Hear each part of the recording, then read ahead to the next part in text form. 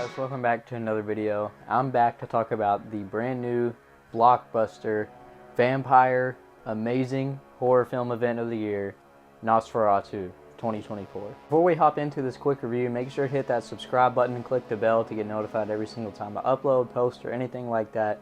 As always, I appreciate your all support. Now let's talk about Nosferatu. Now, as many of you all know, I'm a huge classic horror fan, obviously a horror movie fan. But especially the classic stuff, you know, the golden age, the silent age, 30s, 40s, 50s. I love every era of horror, don't get me wrong, but something about the older films just really does it for me. And you know, shout out to the original F.W. Murnau's Nosferatu from 1922. This is over 100 years old now, and a lot of people are showing appreciation to this film because of Robert Eggers' new masterpiece. I'll go ahead and say that. Because of his new masterpiece, a lot of people are checking out the original, and I greatly appreciate that, and I'm so glad that people actually are. So our basic first thoughts, I loved it. I thought it was awesome. It played out so well, from the casting, directing, the atmosphere. You know, I've been waiting for this movie since like early February of last year, or whenever it was announced. I could not wait. You know, was very hyped for it since day one, and it delivered. I gotta say, I think Robert Eggers is maybe like my favorite modern director. He's probably in my top 10 of all time, which that might sound crazy, but like every single movie and film he's done has been outstanding to me. The Northman, The Witch, The Lighthouse, etc. I haven't seen his short films that he's done, but this is just another great one. Thomas Holt, amazing. Lily Rose Depp, amazing. Bill Skarsgård, amazing. I loved all of it. The atmosphere is what you want in a vampire movie. You know, that classic gothic, you know, olden times feel to the movie. It delivers. You know, it takes place in Germany like the original. He travels to Transylvania. There's a lot of similarities there, but this one I would say is more sexual in a way than the original and the 1979 version, which is also great as well, so check that one out. But yeah, I saw a couple of people complaining about like the pacing of the film, which I can kind of get. The first couple 20 minutes or so can be kind of slow, but honestly really kind of disagree with that. I even saw somebody saying there was no atmosphere.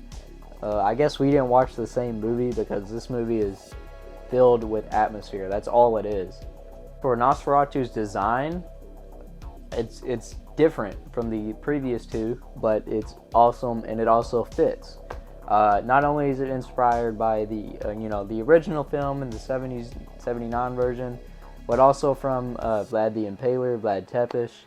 You know, the real life Dracula with the mustache and the hair a little bit. Sorry if I just hit that mic.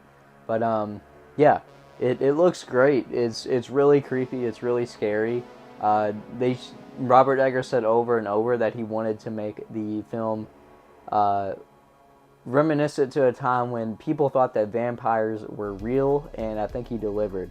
It dives into vampire mythology with Willem Dafoe as our Van Helsing character, and you know, it's great. Any movie that Willem Dafoe is in, I pretty much always like, and he once again delivered in this one. So like, yeah, I was blown away. I thought it was awesome. I really enjoyed it. I know a lot of other people did too, and even like, you know, the average moviegoer, not necessarily huge horror buffs, also really enjoyed it. And like I said, I like seeing people give love to the original and the 79 version, because we like to remember the horror history over here on this channel. But if I had to pick a favorite scene, probably my favorite scene, it was in the trailer as well, is when Count Orlok reaches his hand out the window to possess Lily Rose's Depp character. But it shows the shadow across the entire town, or the village. And that's very reminiscent and straight up a shout out to the silent classic horror films that uses all kinds of shadows and imagery and symbolic images, I guess you could say, in those films all the time. For example, like in Faust and Nosferatu, the original, the Caligari. It's awesome. I would also like to say there are lots of shadow uses in play in the film. I think that's really cool, you know, especially the original film does that a lot, so that's also really cool to see. I mean, yeah, once again,